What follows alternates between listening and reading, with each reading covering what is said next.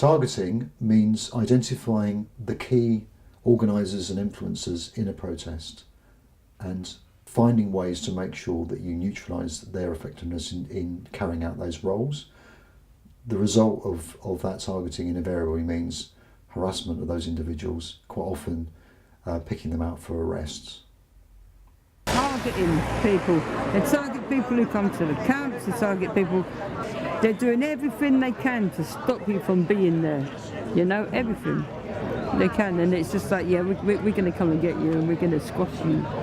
Yeah, and that's what our day job is now. We're just going to come and squash you. You know, so if you can remove some of the more effective people, either by forcing them out, or potentially, just removing them on that day because you arrest them.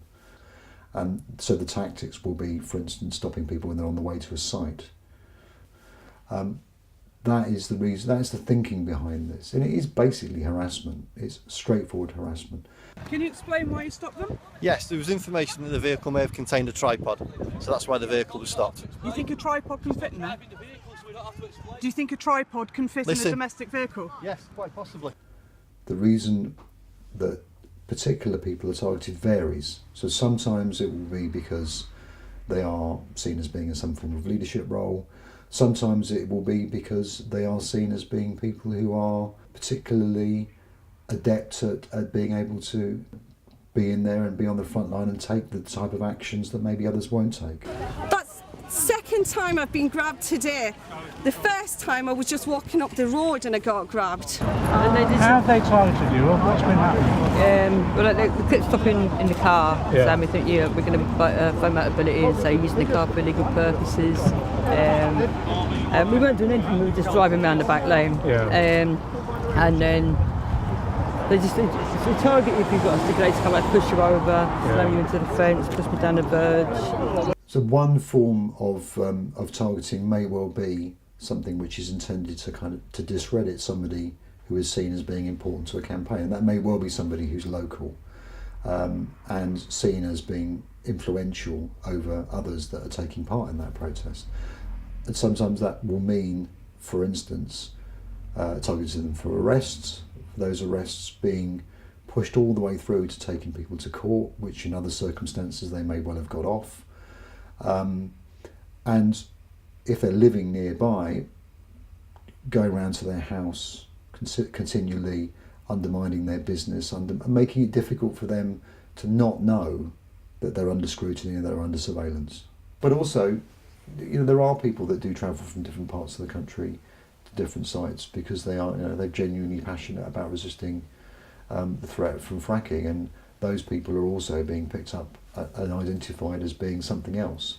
So part of the narrative that's come from the police has been about blaming public order situations on outsiders. That's something we've seen time and again.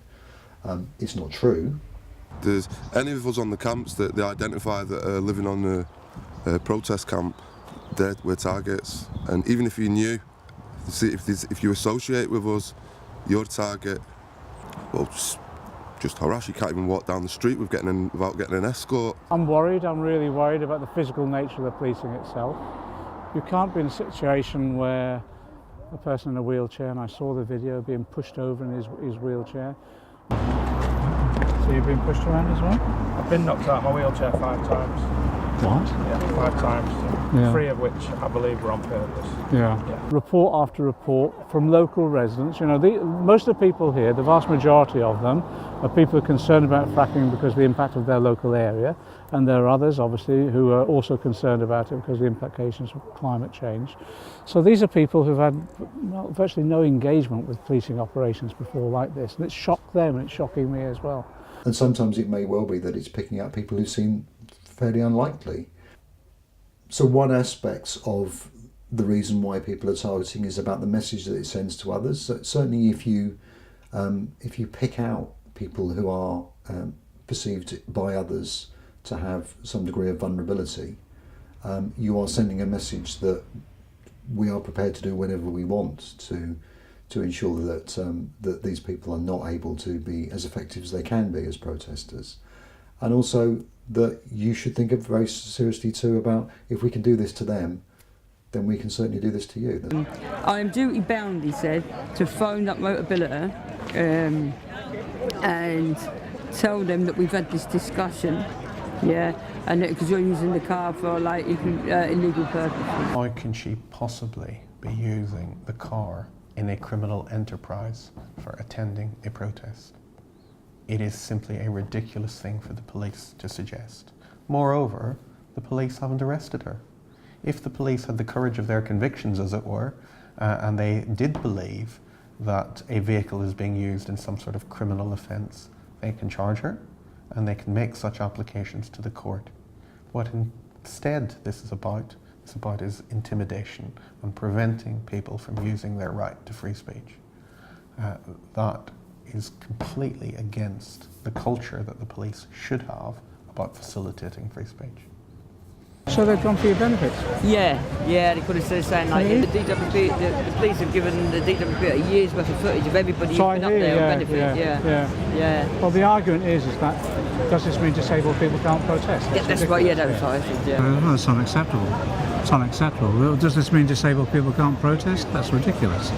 What we need to do is expose this, and that individual needs to take that up with their local MP, and then also let us have the information and we can take it up in Parliament direct. We can't have a targeting of an individual just because they're a peaceful protester. And this idea that just because you're on disability benefits you can't actually engage in the rest of society, that's unacceptable.